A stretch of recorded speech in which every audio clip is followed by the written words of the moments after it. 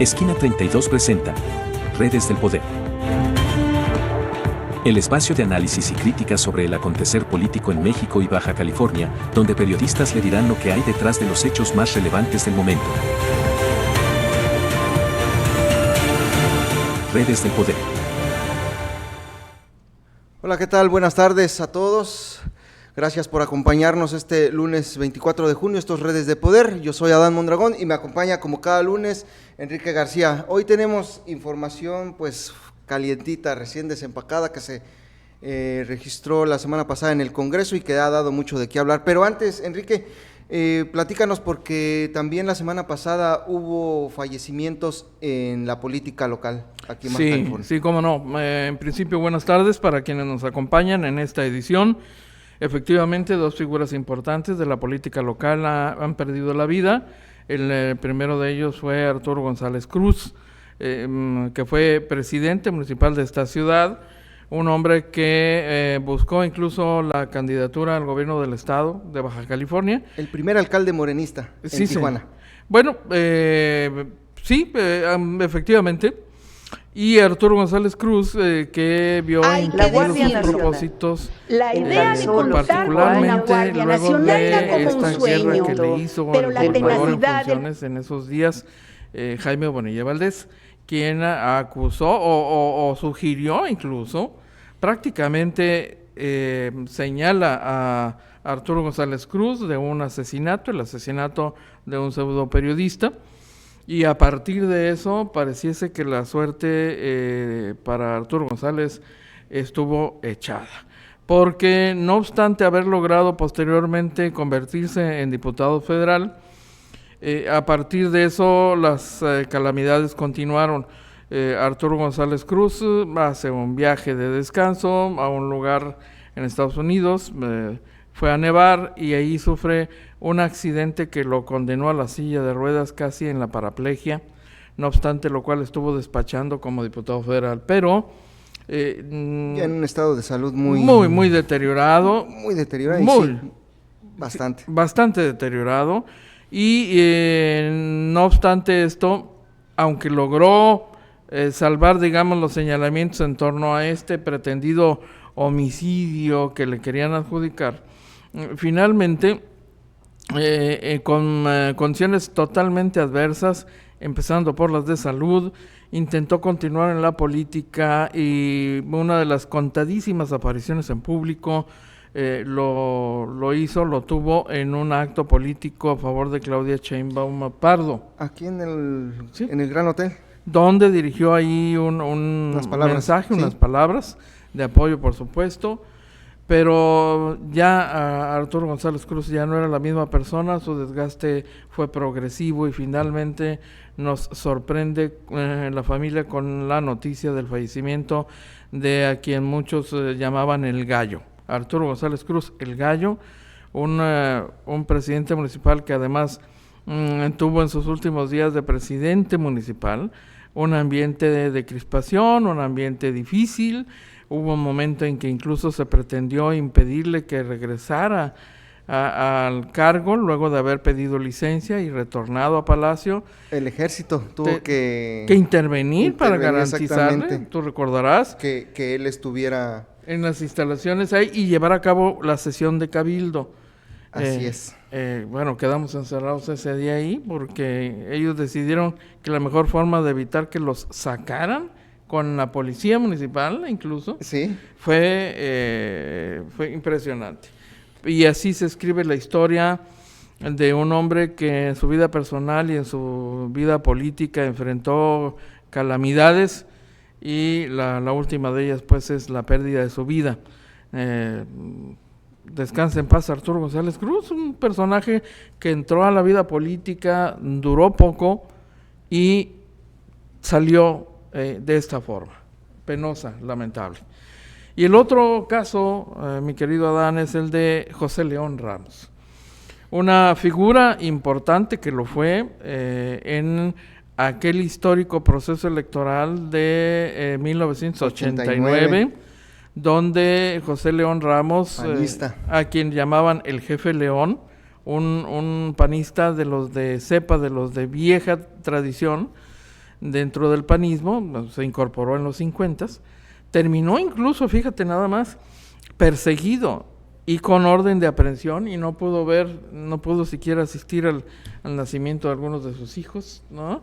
En aquellos días difíciles para el panismo, donde se les perseguía y se usaba incluso la fuerza pública de la ciudad, se usaba los bomberos para mantenerlos a raya a manguerazos. Sí. Sí, y por supuesto, bueno, los recursos que siempre tiene el Estado a su disposición los usaban contra el panismo en aquellos días.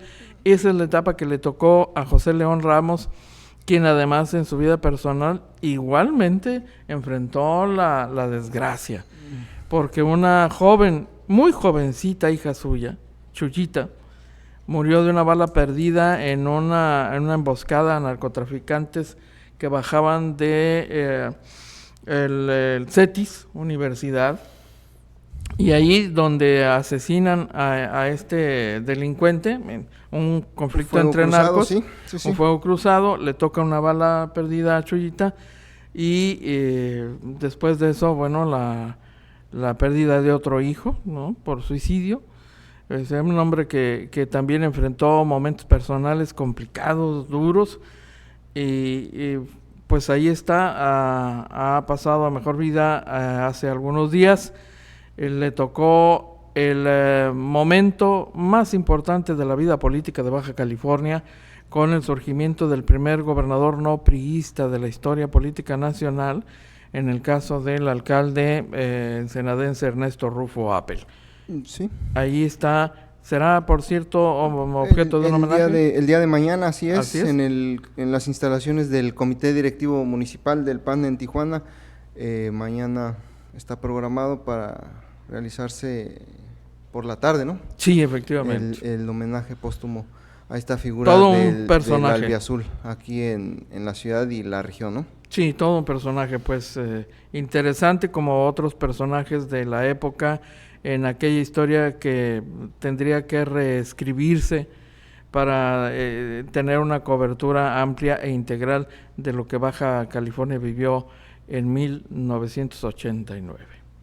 Bien, pues lástima por esto que sucedió apenas la semana anterior aquí en la ciudad de Tijuana, Enrique. Y bueno, vamos si quieres con el siguiente tema, que es nada más y nada menos que los trabajos que están realizando los militantes y simpatizantes, lo que queda de ellos, sí, del Partido hombre. Revolucionario Institucional, con miras a esta Asamblea Nacional que se va a realizar en la Ciudad de México, allá en las instalaciones de Insurgentes Norte, en la capital del país, y que pues va a ser una Asamblea Nacional donde van a ver qué va a pasar con el PRI, si van a reformar los estatutos, si van a refundar algunos lineamientos del partido, qué va a pasar con el partido, ¿no?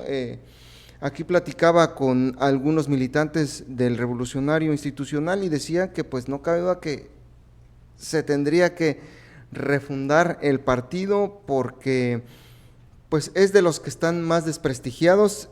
El presidente López Obrador se ha encargado de recordarle a los jóvenes y a los no tan jóvenes que el PRI fue un partido que se corrompió, que se vinculó con autoridades, bueno, con liderazgos del Partido Acción Nacional, y que además también estuvo solapando la corrupción y la incursión de los grupos criminales en algunas actividades administrativas propias de la función pública.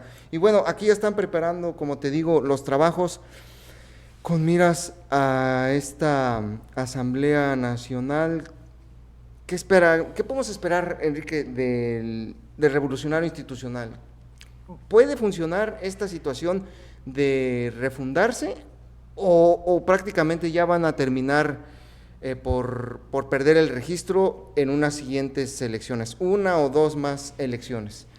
Yo creo que ese es el riesgo, la desaparición, la pérdida del registro y la desaparición, porque veo complicado, difícil que la élite priista a nivel nacional suelte el control, se abra, como lo exigirían las bases, reconozca a las bases de ese partido, sobre todo a la vieja militancia que reclama, por supuesto, respeto y trato digno y bueno, pues un trato también digno en el momento de la postulación de candidatos para que se reconozca la participación de quienes hoy, aún en estas condiciones tan penosas, están haciendo posible la presencia, la vida y la presencia de ese partido ya muy desmejorado, en el caso baja californiano, pero de igual manera en otros estados. Yo entiendo que el PRI tiene todavía más fuerza que Baja California en algunas otras entidades del país. En Coahuila, por ejemplo, que es donde todavía gobierna. Tiene algunos reductos, ¿no? En Durango también.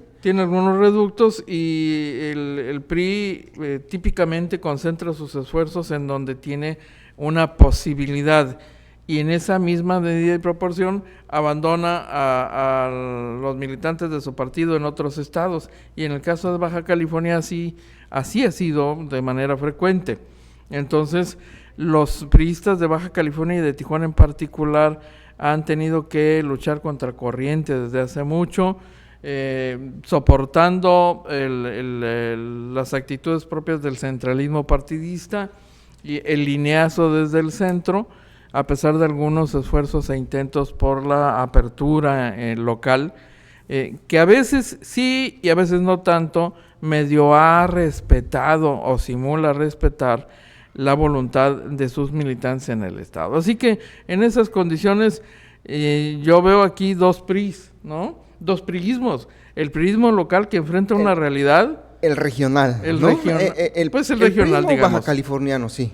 En esencia, y otra el priismo nacional y sus intereses específicos, ¿no? Entonces, para ellos la prioridad es la supervivencia en los espacios de poder que les quedaron, sí. Y va a estar complicado el escenario para ellos en la próxima elección que viene. Yo veo difícil que logre levantar cabeza el PRI y no veo cómo rumbo a la próxima contienda presidencial, que sería su objetivo central, no veo cómo logren llegar con una capacidad competitiva, sino aún con apertura y pretendida apertura, porque la cúpula no va a soltar jamás los espacios de poder. El PRI de Baja California tiene dos problemas así muy básicos, ¿no? Uno se llama Alejandro Moreno Cárdenas, sí, que claro. no quiere soltar la dirigencia nacional. Por supuesto. De la que se apropió a principio de 2019, 2000 por ahí, ¿no? No recuerdo bien la fecha, pero bueno.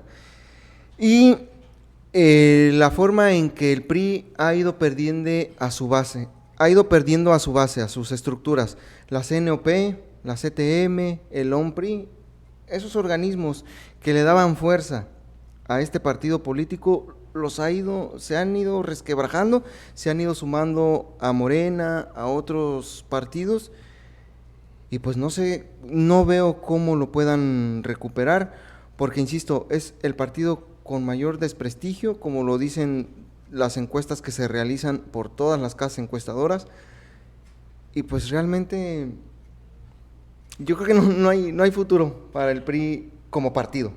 Es muy difícil eso, sobre todo porque en esas condiciones tan lamentables, el priismo local ha tenido que trabajar con las uñas y ha tenido que enfrentar esta élite que a nivel regional también impone sus intereses por encima de los otros.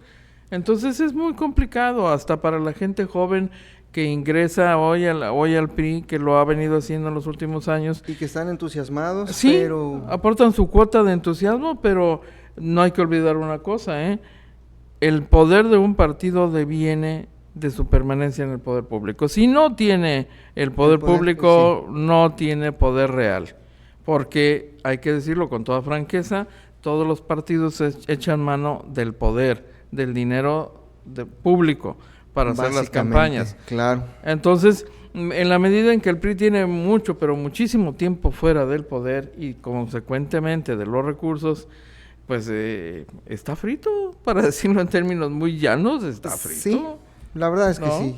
Yo no veo cómo se repongan de esas estrepitosas caídas que han tenido desde 2018, pero antes en varios estados fueron perdiendo espacios y pues los ha ido menguando. Que empieza a vivir el PAN, algo similar, luego de haber sido sacados del poder en Baja California. Pero el PAN yo lo veo sí como una oposición. Pues con más posibilidades, con más claro. Exacto, con más posibilidad de No tienen de tanto tiempo en la recuperarse. banca, ¿no? Así es. Entonces... Y el PRI sí se ve no, más bueno, desmejorado. Bueno, pues es que, oye, una sequía de 30 años, ¿no? Los que estuvo el PAN en el poder, En Baja California. salvo algunas apariciones por ahí en el poder, Esporádicas en las alcaldías. algunas posiciones menores.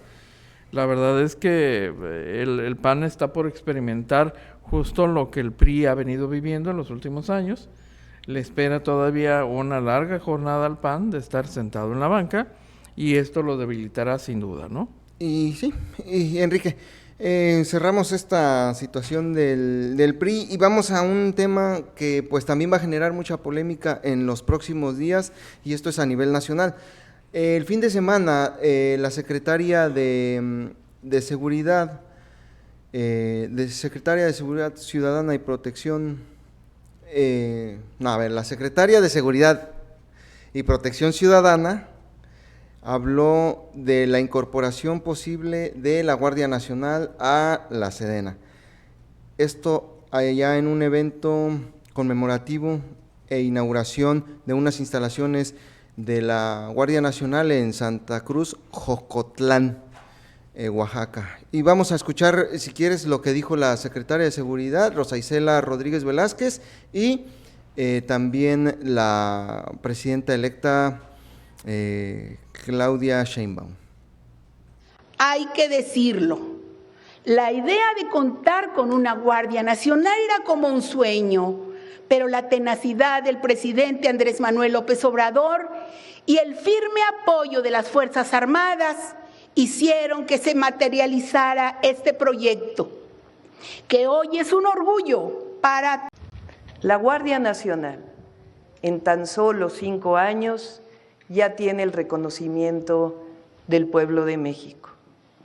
Nos corresponde, a partir del 1 de octubre, seguir fortaleciendo y consolidar a la Guardia Nacional como parte de la Secretaría de la Defensa Nacional, con la reforma constitucional que está en puerta en el Congreso de la Unión. Ahí están las palabras, Enrique, de la secretaria de Seguridad y de la presidenta electa en este evento en la ciudad de Santa Cruz, Jocotlán, en Oaxaca, y que se realizó este pasado fin de semana. Esto es en el marco de la Guardia Nacional ya en su 5º año de operaciones en el país.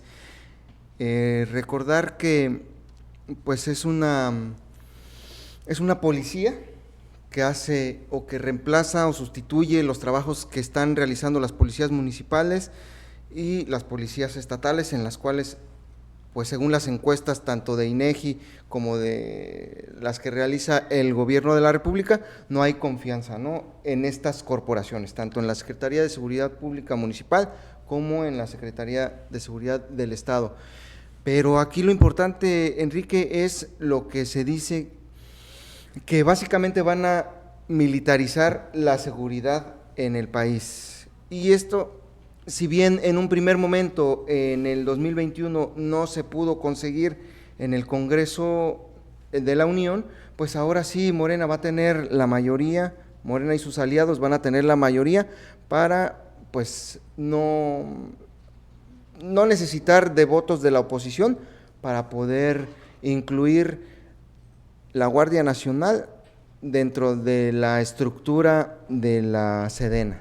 Es una policía claramente militarizada y un objetivo a contracorriente, porque todavía sigo escuchando voces calificadas de abogados, de gente conocedora del derecho, sobre todo el derecho constitucional, que sostiene que este es un despropósito que eventualmente podría y debería ser tumbado por la vía legal, aunque no podemos olvidar que el gobierno del presidente Andrés Manuel López Obrador ha tomado decisiones por la vía de decretos y reformas para limitar la posibilidad de que alguien pueda controvertir las acciones tomadas por su administración y evidentemente por la administración de su sucesora. Entonces, este es un tema que no queda del todo cerrado, que sí llega a un capítulo importante porque logra el gobierno emanado de Morena un objetivo que se había planteado desde hace mucho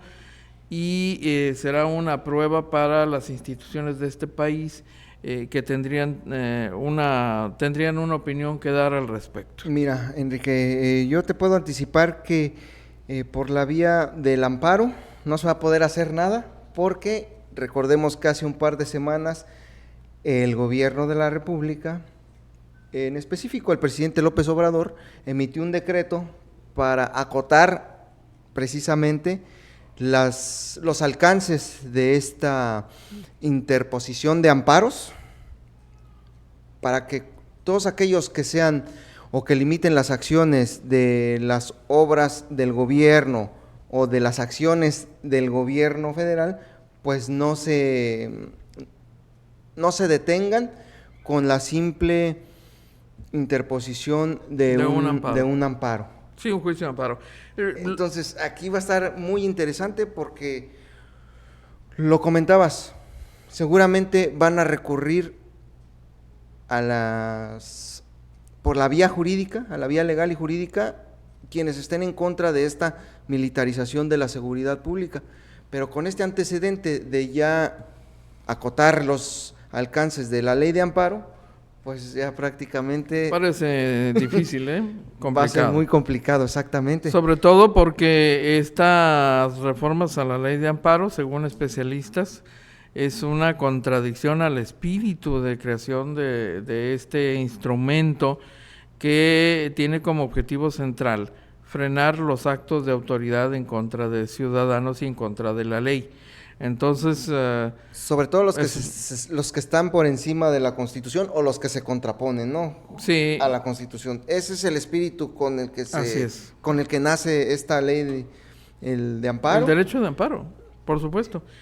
Y entonces, en este sentido, pues, y en la medida en que han estado limitando y recortando por la vía de modificaciones constitucionales todo este tipo de mecanismos, bueno, parece muy poco probable que pudiera frenarse esta decisión de pues militarizar de lleno y de plano a la Guardia Nacional, porque ya de origen la Guardia Nacional, por el tipo de sus integrantes, el origen de sus integrantes, el tipo de armamento, el estatuto jurídico de que se le ha dotado, ya era en sí un cuerpo militarizado. No es necesariamente militar, por lo menos no en forma, pero ahora que pasa a depender por entero de la Sedena, bueno, pues haz de cuenta que tenemos una extensión de las Fuerzas Armadas, del Ejército, en las calles. En las calles de la ciudad, ¿no? Sí, mira, ¿y qué va a pasar con esto? Vamos a tener también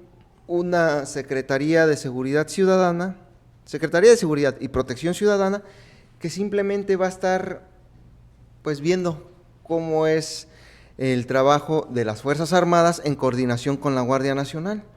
No va a tener mucha capacidad operativa ni de instruir cuáles son las estrategias a implementarse en determinadas zonas del país y básicamente van a continuar esta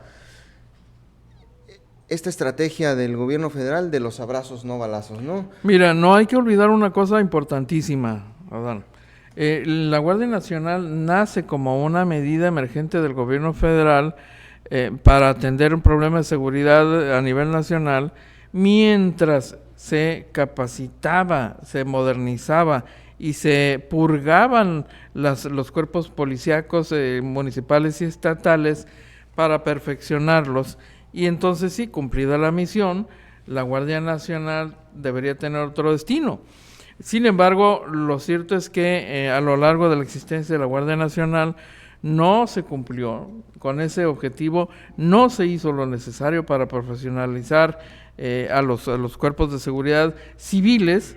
Por lo menos en Baja California no. Bueno, tenemos una así es. policía de Tijuana con déficit de elementos Claro. y también con varios elementos que sirven no a los ciudadanos, sino a los grupos delincuenciales, ¿no? Lo mismo ocurre con la policía estatal en Baja California.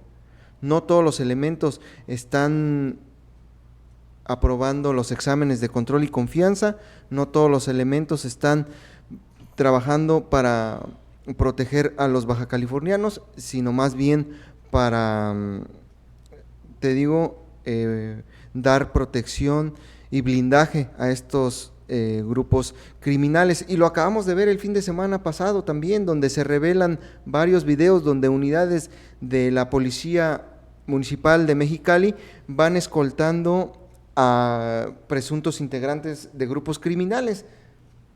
O sea, no se cumplió con este propósito de sanear o purgar las policías locales. Y sus vicios. Ujú. Continúan, no de esta administración ni de la anterior, sino desde prácticamente el surgimiento, se fueron infiltrando, y yo creo que va a ser muy complicado que las policías municipales y estatales queden limpias, ¿no? Digamos, se vayan a poder sanear estas instituciones.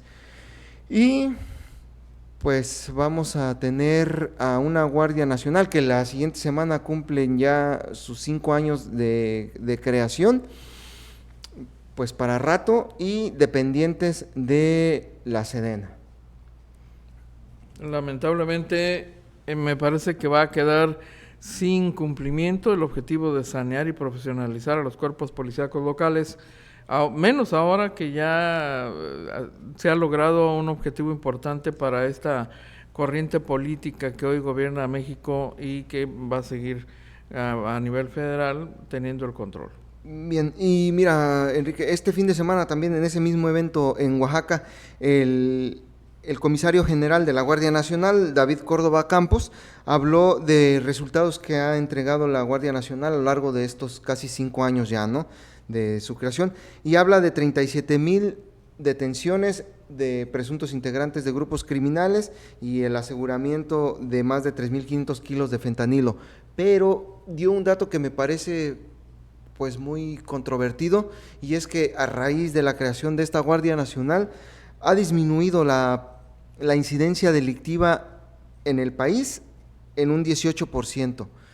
La verdad es que aquí en Baja California, no sé tú qué opinión tengas, pero yo no creo que haya disminuido en tal cantidad la incidencia delictiva, por lo menos no en Tijuana, donde seguimos siendo el municipio con más homicidios a nivel nacional.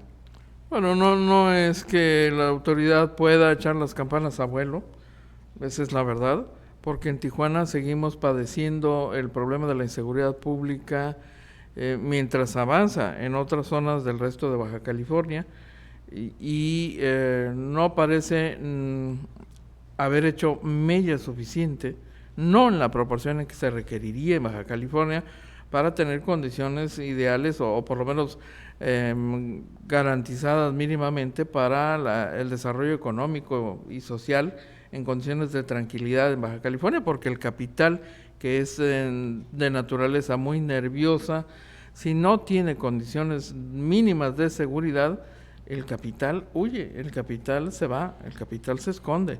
Como ocurrió en la ciudad de Tijuana allá por el 2007, 2010, donde los empresarios comenzaron a irse a vivir a la ciudad de San Diego por el temor que tenían de ser secuestrados. Claro. ¿No? Sí, por supuesto. Es así de simple, los números no mienten. Entonces, así es. Independientemente de los avances que nos puedan presumir los cuerpos de seguridad en algunas áreas, bueno, hay cifras que se refieren al problema de seguridad de más alto impacto en el caso baja californiano, que son los homicidios. Y esta es una cifra penosa y muy alta todavía, especialmente en el caso de Tijuana. Bien, Enrique, yo creo que este tema va a seguir dando de qué hablar, y bueno, aquí lo vamos a seguir comentando y analizando. No, si quieres, abordamos uno de nuestros siguientes temas, que es el turismo político que anda haciendo ya nuestro alcalde electo, Ismael Burgueño.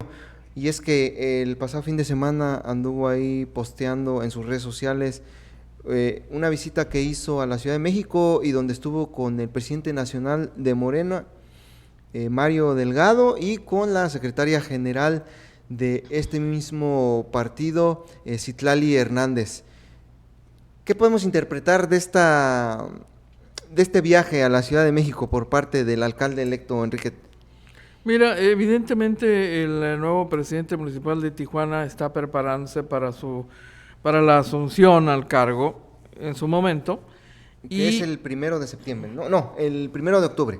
El 1 de octubre ya comienza él sus actividades como alcalde de la ciudad de Tijuana. Pero antes de eso, es claro que el alcalde electo ha tenido toda una agenda de encuentros con liderazgos diversos a nivel local, a nivel nacional en lo político, sobre todo para fortalecer políticamente su imagen y enviar un mensaje. Es una lectura que yo hago, enviar un mensaje en el sentido de que él sí tiene muy buena relación con la dirigencia nacional de su partido, por una parte, y por la otra que tiene una relación que puede ser muy útil para garantizar mejores resultados en la administración municipal. Por eso, en ese contexto, yo vería también el encuentro que tuvo con la gobernadora Marina del Pilar, a quien le entregó una copia de su constancia. Y que lo expusimos aquí la semana pasada, ¿sí? Son actos que me parece... Muy simbólicos, ¿no? Simbólicos, como lo mencionas, de carácter afirmativo. Exacto, ¿no? de ese acercamiento y esa buena relación que hay con la dirigencia de Morena y el próximo alcalde de la ciudad, ¿no? Y liderazgos diversos de la ciudad con quienes tendrá que trabajar los próximos 3 años y nadie mejor que él para escuchar qué les duele a los diferentes sectores de la ciudad, ver qué cosas específicas le duelen de esta administración que él tendría que corregir según las peticiones que sé que le han estado llegando, los planteamientos que le han estado haciendo. Pero esto que vemos son actos simbólicos, evidentemente, y de orden político, ¿no? Entonces, está aprovechando el tiempo. Yo supongo que también debe estar aprovechando el tiempo para trabajar con su equipo, con el que le habrá de acompañar de manera formal, pues para empezar a tomar el control de temas específicos que tendrán que figurar en el Plan Municipal de Desarrollo para empezar. Y ahí se trata de un trabajo meramente técnico y también reuniones de trabajo de coordinación con los integrantes de su cabildo, los de su partido en el cabildo. Sí. ¿No? Enrique, el alcalde electo tiene que comenzar ya esta etapa de transición a partir del 1 de agosto, ¿no? Sí, mira. Tiene que trabajar en todo agosto y todo septiembre en esta etapa de transición, de entrega-recepción. Y muy intensamente, sí. Yo debo decirlo. Y ahorita les vamos a decir por qué. Recordar la situación que se registró cuando ingresa al hay esta alternancia entre el Partido Acción Nacional y Morena, la gestión de Juan Manuel Gastelum, y la entrega-recepción que se da con Arturo González no fue la más tersa. No lo fue. Recordemos ahí que hubo varias denuncias por parte de los morenistas de que no estaban recibiendo toda la información que era requerida, ¿no? Los equipos tienen que estar listos, te digo, antes del 1 de agosto, porque son 60 días los que tienen para cumplir con esta tarea de entrega-recepción, ¿no? Que básicamente es saber el estatus que guarda la administración pública de la ciudad de Tijuana, cómo la va a recibir y cuáles son los números, ¿no? Sí, no es tampoco un proceso tranquilo ni exento de posibles complicaciones, ¿no? Primero porque ha habido claras diferencias entre el alcalde entrante y la alcaldesa que ya se va, sobre todo después de aquellas grabaciones en las que Montserrat Caballero aparece como interesada en boicotear la candidatura de Ismael Burgueño. Y que aquí también fue un tema que tocamos. Sí, efectivamente.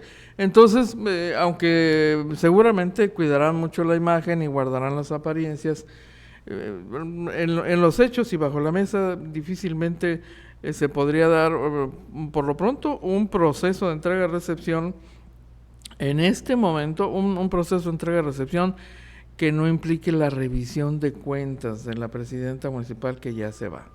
En algún momento, yo insisto, le van a pasar la factura a Montserrat Caballero. Hay acciones, por ejemplo, de don Ismael Burgueño, como esta aparición pública el día de hoy en un evento justamente aquí enfrente, sobre mejora regulatoria, donde habla el alcalde entrante y no la alcaldesa en funciones.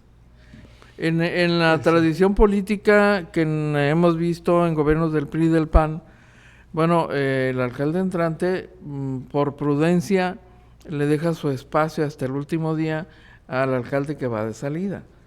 Aquí no ha ocurrido eso. La presencia de hoy de Ismael Burgueño en este evento ya generó por ahí algunas reacciones de crítica en este sentido, aunque también yo no desconozco que hay voces que dicen, bueno, eso fue en tiempos del PRI y del PAN, hoy las formas políticas son las que determina Morena y este es el estilo de gobernar hoy. Entonces, finalmente esa es también una realidad, ¿no? Entonces, pero no puede uno dejar de pensar que eventualmente esto también obedezca a la relación un poco distante con la alcaldesa Montserrat Caballero. Yo no creo que vaya a ser la transición más tersa que hayamos visto, pero si la alcaldesa es inteligente, yo creo que sí lo es, pero no, a veces es muy imprudente. Entonces, yo creo que ella debería de entregar todas las cuentas claras, abrirle las puertas a quienes van a ingresar o entrar en el cargo el próximo 1 de octubre y pues lo van a hacer. Bye bye. Sí, yo te puedo asegurar sería que lo va mejor, a hacer. Sería lo mejor para evitar persecuciones y una revisión más a fondo. O sea, las revisiones tienen que ser a fondo, pero... Bueno, las revisiones tienen que hacerse, así a secas, ¿no? Pero pueden ser muy meticulosas. O pueden ser muy por encimita. Muy por encimita. Muy superficiales. Pero eso también depende de cómo se maneja el alcalde saliente, típicamente. Entonces, eso sí no se puede garantizar. ¿Qué tan profundos van a ser las revisiones? También es algo que suele negociarse. Que como dices, se tienen que hacer. Ahora va a depender del carácter de la alcaldesa, pues si es tan a profundidad o así por encimita, ¿no? Bueno, finalmente todo se resuelve en una negociación y se perdonan cosas y se lava la cara y se eliminan ahí posibles complicaciones posteriores, incluso de orden legal, porque así es en la política, los políticos se ponen de acuerdo. Ya ha ocurrido claro, en transiciones entre priistas y panistas, exactamente, o sea, no es nada nuevo, ¿no? No, es así de simple, mira, te cambio mis corruptos por tus corruptos. Exactamente. ¿No? Es como los juegos de intercambio de cartitas, ¿no? Te cambio cartitas, yo te doy tú me das aquella. Ya lo hemos visto y hay casos concretos, la historia política del Estado así nos lo ha demostrado. Sí, está plagada de ejemplos muy concretos y no tan lejanos. Así que, bueno. Mira, yo recuerdo en esta transición, la primera alternancia donde va a gobernar un alcalde de Morena, que es entre Juan Manuel Gastelum y Arturo González, que en ese momento la síndico procuradora María del Carmen Espinosa fue muy tajante en decir que se iba a investigar todos los contratos de publicidad que se habían entregado en esa administración. ¿Por qué? Porque había un supuesto de beneficiar al hijo de, en ese momento, el alcalde Juan Manuel Gastelum, ¿no? El caso de la empresa Mejigna. Sí, claro. Que fue muy expuesto en varios medios de aquí de la región. Documentado. Exactamente. Y no pasó nada. No. Entró muy altanera, quisiera, por así decirlo, la síndico procuradora en ese momento, de que se iba a investigar y que se iba a sancionar. No hubo nada. ¿Y quién es el hijo de Juan Manuel Gastelum Buenrostro hoy? Es el secretario particular de la alcaldesa Montserrat Caballero. ¿Qué pasó con Francisco Vega de la Madrid, el hombre al que su sucesor casi anunciaba que iba a meter a prisión? Nada. ¿Qué pasó con la acción en contra del presidente Enrique Peña Nieto, tenido como uno de los más corruptos? Tampoco. Señalado por lo menos en el discurso. Nada, Tampoco ¿no? ocurrió nada. El presidente ya se refiere a él como el licenciado Peña. Bueno. O sea, hay veces que pues es pura simulación este tema del combate a la corrupción, ¿no? Por supuesto. Y pues eso es por mencionar algunos ejemplos de los muchos que hay, ¿eh? Ah, sí, claro, sin duda. Porque ahorita también está uno vigente. Ajá. La gobernadora Marina del Pilar, pues se supone que desde que ingresó está tratando de castigar y sancionar al exgobernador Jaime Bonilla por un uso indebido de unas atribuciones que le dio el Congreso para la planta fotovoltaica allá en Mexicali, y tampoco tenemos nada contra el exgobernador.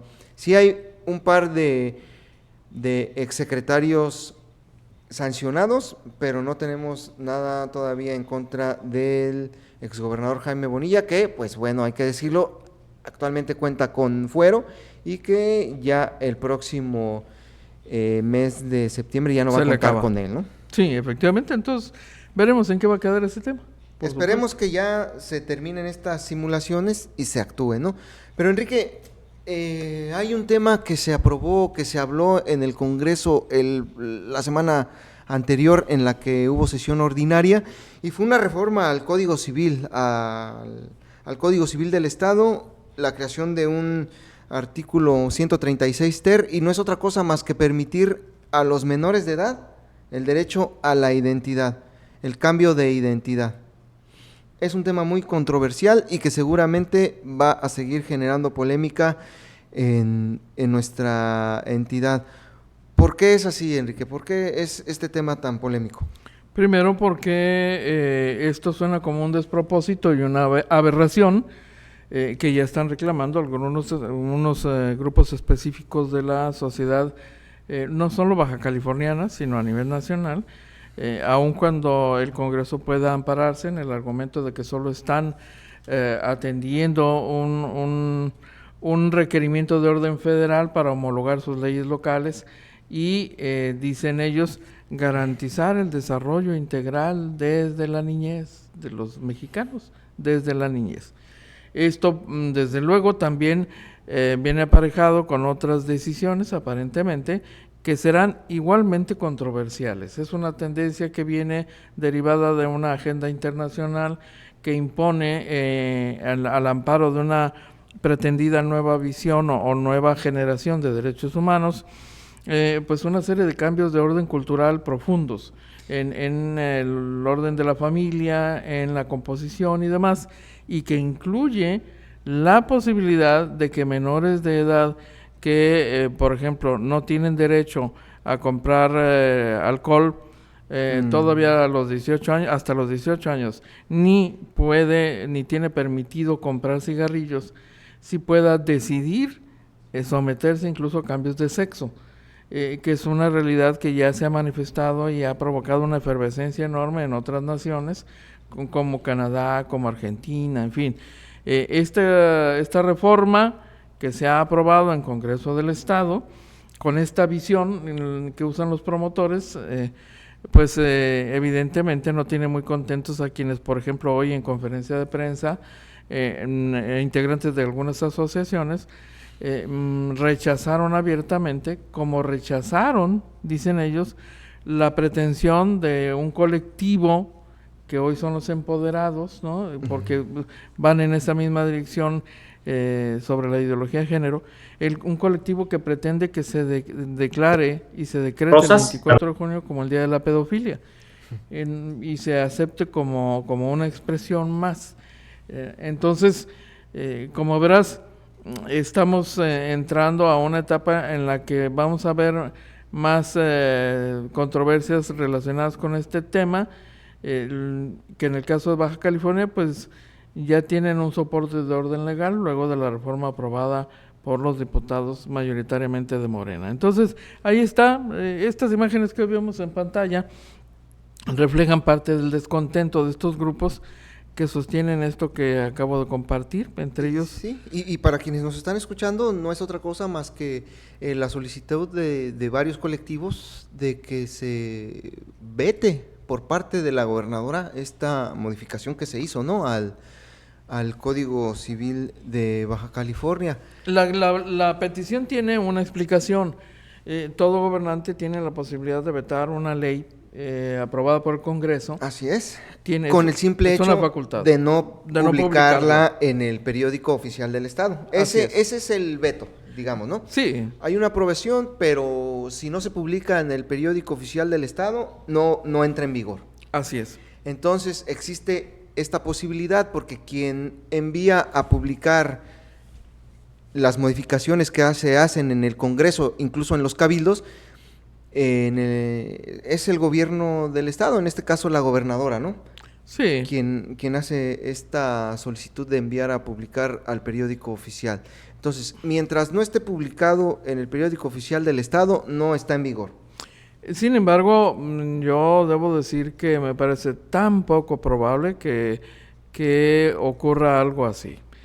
Porque claramente las autoridades en Baja California, emanadas de Morena, están enteramente a favor de este tipo de expresiones y de este tipo de modificaciones, y veo poco probable pues que tenga éxito esta demanda del día de hoy, aunque entendemos también que estos grupos están haciendo lo que les corresponde en congruencia con sus planteamientos, no de hoy sino de toda la vida. Entonces son expresiones de una realidad controversial que en este momento está viviendo Baja California, y es una de otras más que vendrán no muy lejos en el tiempo. Pues hay que esperar y pues por el momento, pues por ejemplo yo te puedo decir que en lo personal no estoy de acuerdo con este tipo de modificaciones que se hicieron al Código Civil baja californiano, por el simple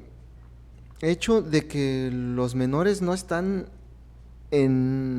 todavía en capacidad, ¿no?, de decidir. Ese es el contrasentido. O sea, no, la misma ley no les concede la madurez. O sea, ni siquiera nos dejan votar.